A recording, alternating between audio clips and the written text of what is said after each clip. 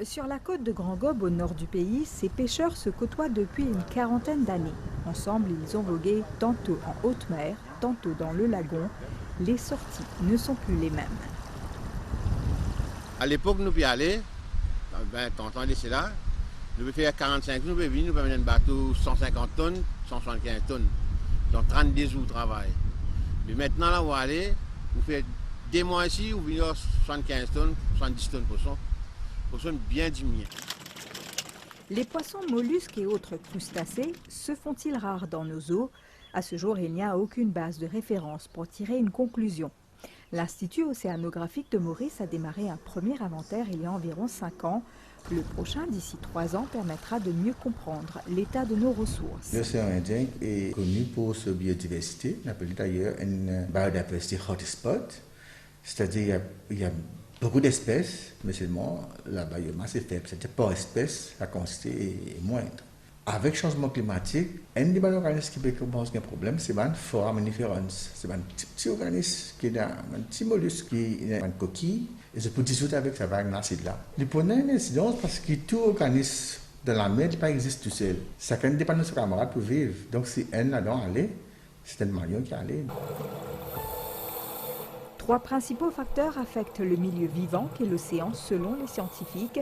La hausse des températures qui induit des comportements variables sur les espèces, certaines s'adaptent, d'autres migrent. L'acidification de l'océan qui agit directement sur les organismes marins. La hausse de la température de l'eau, cause de stress pour les coraux. Dans le passé, ça arrivait une fois au bout de 30-40 ans. Et le problème avec le réchauffement climatique, c'est que ces 20 dernières années, ça commence à arriver quasiment chaque année ou à intervalles très réguliers. Et donc ce stress successif ne donne pas assez de temps au corail pour se redévelopper et recoloniser la zone. Et c'est pour ça que ça a un effet assez important sur le lagon à Maurice. Les coraux, mais aussi les mangroves, sont ainsi des maillons essentiels dans la biodiversité marine. Pour les pays comme Maurice, leur préservation est vitale. C'est à valoriser, mais c'est avant tout aujourd'hui à protéger, puisqu'on l'a sans doute pas assez fait. Ensuite, il y a un enjeu qui est important, je pense, sur les territoires insulaires, c'est la gestion des déchets, c'est la pollution qui peut être importante et qui est forcément difficile à gérer étant donné la finitude du territoire. Et donc il y a un enjeu extrêmement important à prendre en compte parce qu'on sait que nos pollutions qui viennent de terre auront un impact sur ces écosystèmes côtiers, sur les écosystèmes marins. Et donc un jour, ça se retournera contre nous. Plus les écosystèmes océaniques s'appauvrissent, moins ils sont capables de s'adapter aux effets du changement climatique. Leur bonne santé dépend de nous tous. L'humain ne peut pas vivre en dehors d'un environnement sain.